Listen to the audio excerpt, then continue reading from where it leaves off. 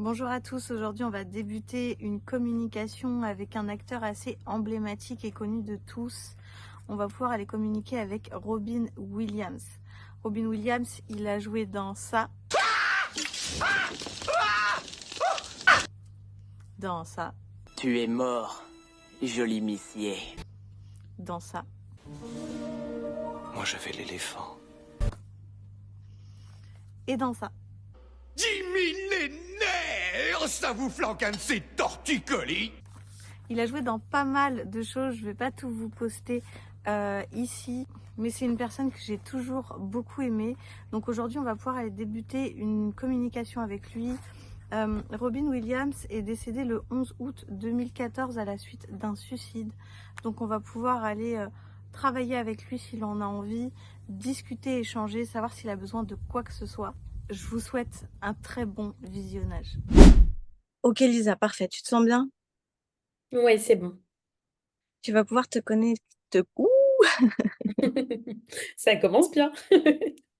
Tu vas pouvoir te connecter à Robin Williams, un acteur assez emblématique, si je puis Hmm. dire, qui est décédé le 11 août 2014 suite à un suicide. Je t'avoue que tu fais plaisir à mon cœur de petite fille d'aller faire une com avec lui. Je suis trop contente. Hmm.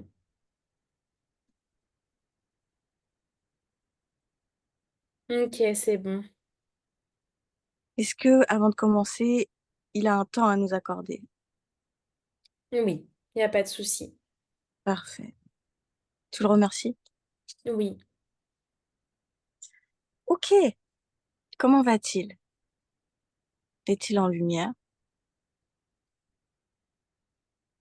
Il n'est pas pleinement en lumière, il a tendance à se rebloquer assez facilement sur des plans terrestres quand même.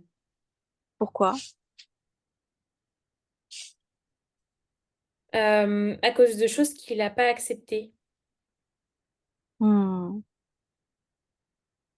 Qu'est-ce qu'il n'a pas accepté? Il me dit la violence de mon enfance et la dégénérescence de mon corps, Hmm. de ma tête.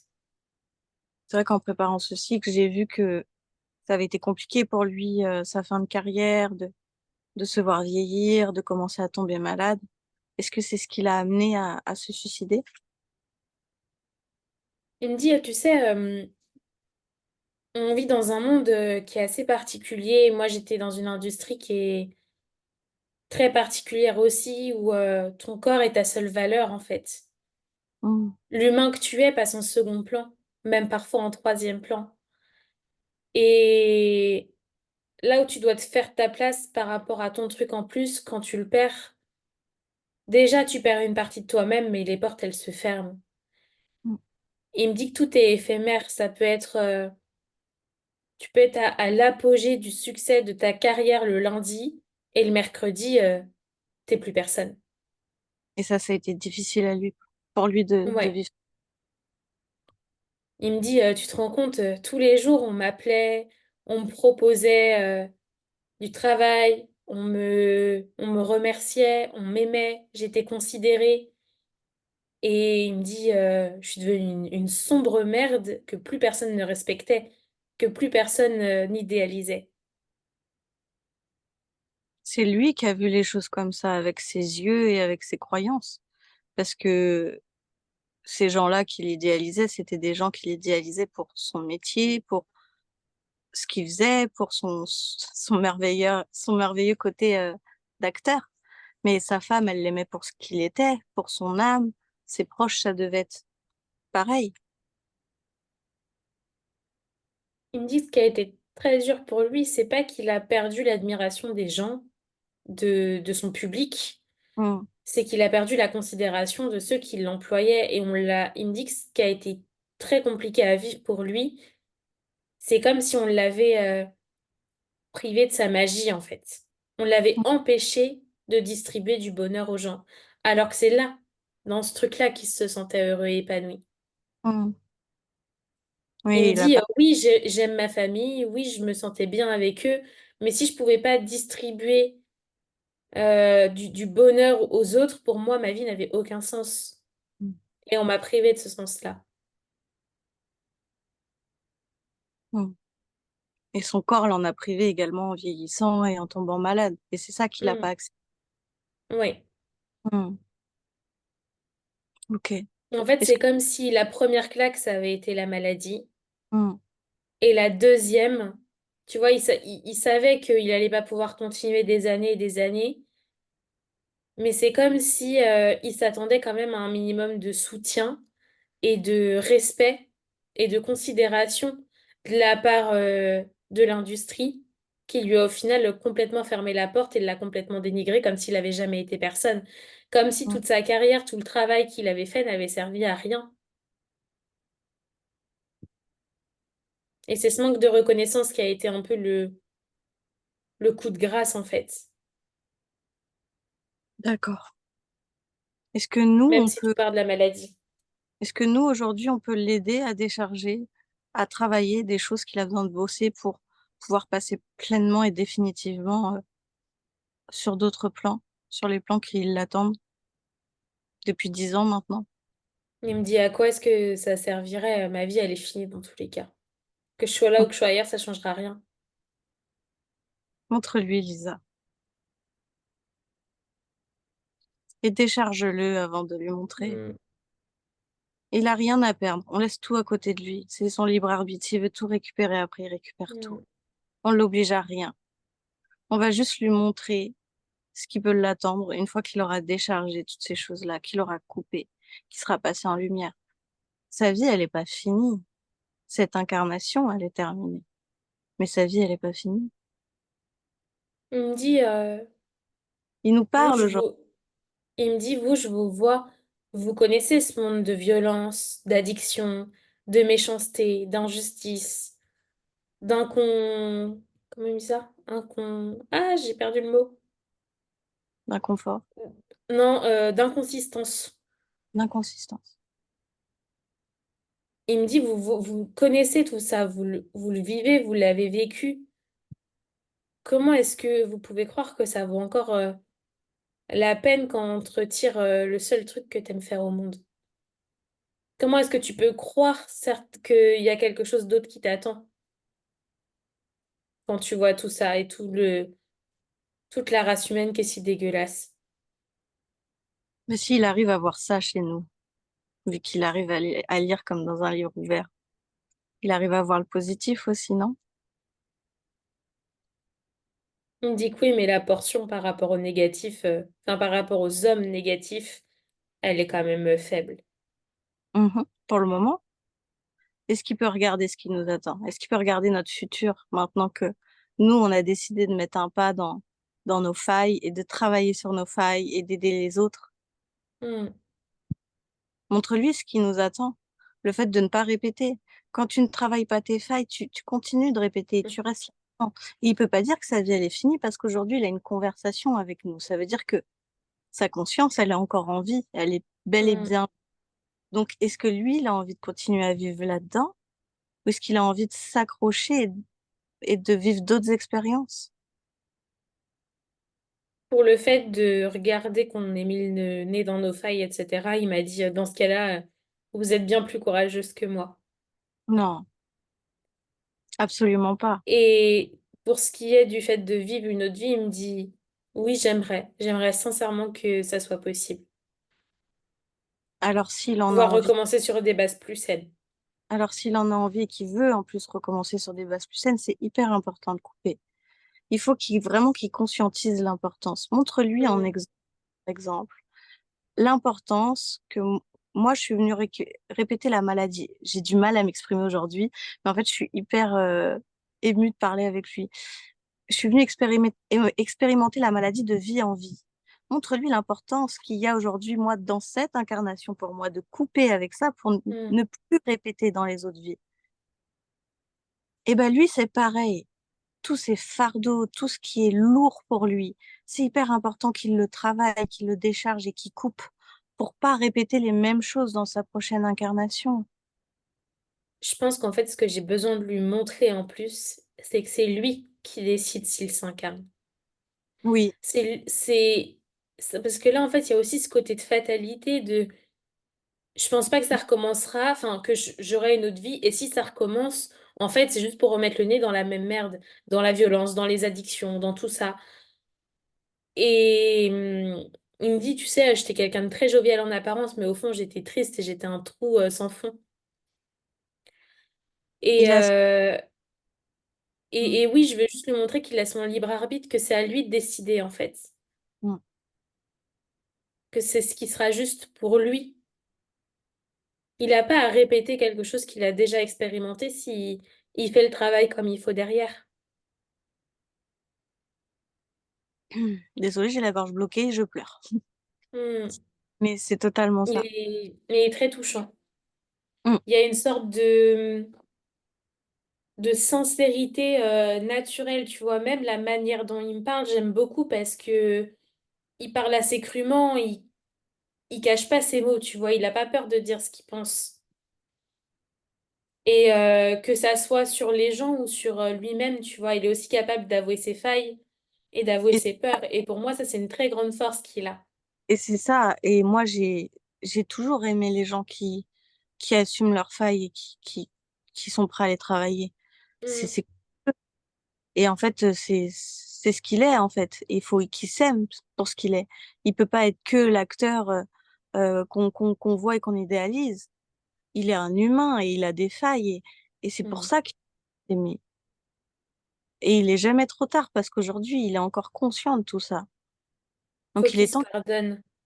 et qu'il retire ce voile qu'il a dans les yeux et qu'il se regarde comme sa femme elle pouvait le regarder ou comme ses fans pouvaient le regarder ou juste se regarder avec justesse dans son âme, Mm, en fait. Pas l'acteur, juste l'homme. mm. C'est ce qu'il était avant d'être un acteur. Il était un homme. Avant d'être un mari, il était un homme. Il avait son unicité et ses valeurs propres à lui. Il faut qu'il se pardonne de tout ça.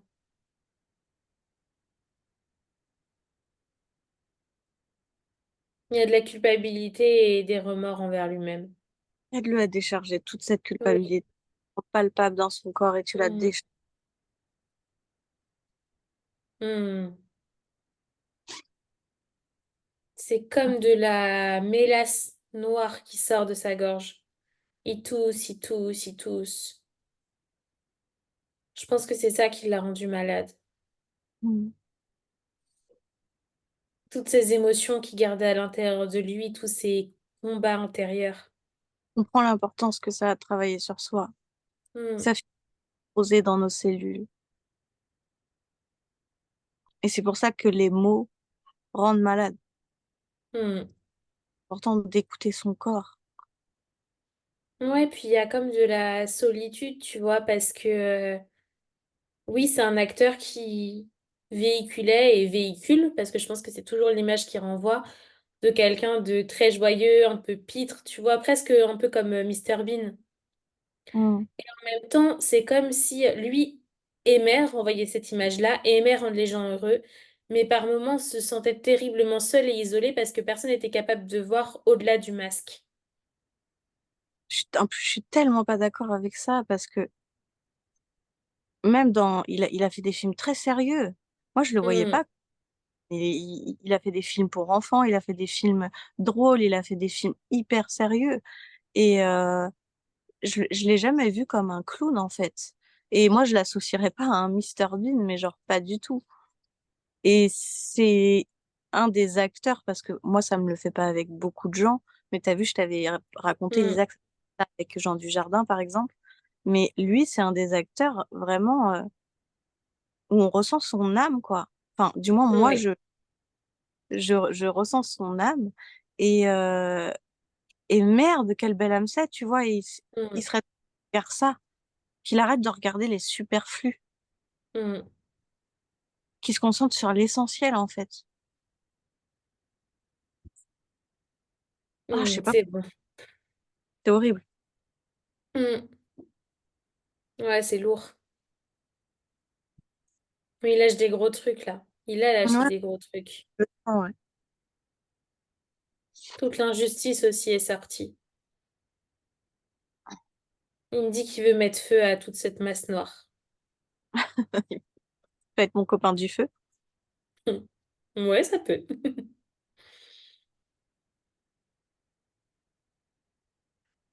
C'est bon. Ça l'allège. Plus il voit le truc partir en fumée, plus il respire. Mm.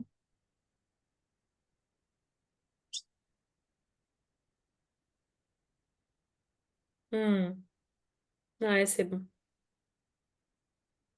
Il me Ouais, dit, c'est bon. j'en suis presque trop léger maintenant. Qu'est-ce qu'il veut mettre maintenant dans son corps? De l'amour et de la justesse. C'est parti. Et de l'autosuffisance aussi.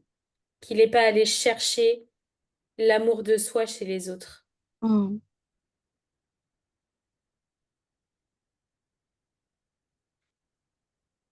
C'est bon.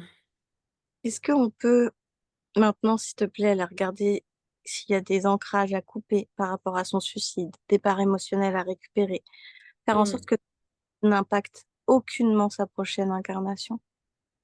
Ouais.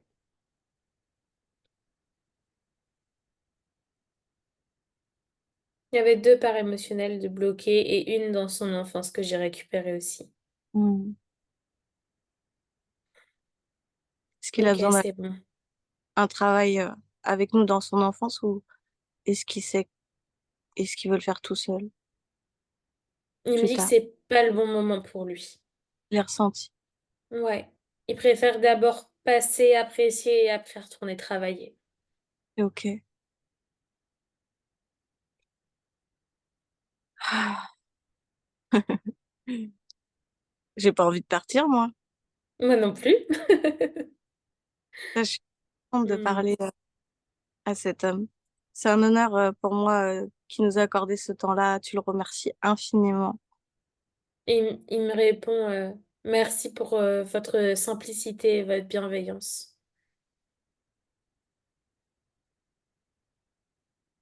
Merci à lui. Il me dit qu'il y a à chaque fois, je te jure, ça me gêne de dire ça à voix haute, mais je vous jure que c'est pas moi qui le dis. Il me dit il y a très peu d'humains qui ont votre pureté de cœur à toutes les deux. Mm. Ça devrait pas te gêner parce que tu le sais, tu Oui, vois. mais je sais pas, je sais pas, c'est bizarre quand même, tu vois, de dire ça à voix haute. Je sais pas, c'est mon côté non légitime par moment. Alors que c'est hyper légitime, en fait. T'as une pureté de cœur et t'as une bienveillance qui est naturelle et tu devrais pas avoir honte d'être ça, en fait. Hmm. C'est mon Et, acceptation à moi, on a chacun d'autres trucs à travailler. et c'est bien que dans le subtil, bah, on puisse scanner notre cœur et percevoir Hmm. vraiment cette pureté de cœur Complètement. qu'on a appelée Hmm. la hypnose. On le sait, tu vois. Hmm. Ah ouais, notre cœur, il a une place hyper importante dans notre travail à toutes les deux. Plus qu'un symbole. Ah, bah, en tout cas, tu le remercies infiniment. Hmm. Il nous Vraiment pas embrasse très fort. nous faire un signe s'il a besoin de quoi que ce soit. Hmm.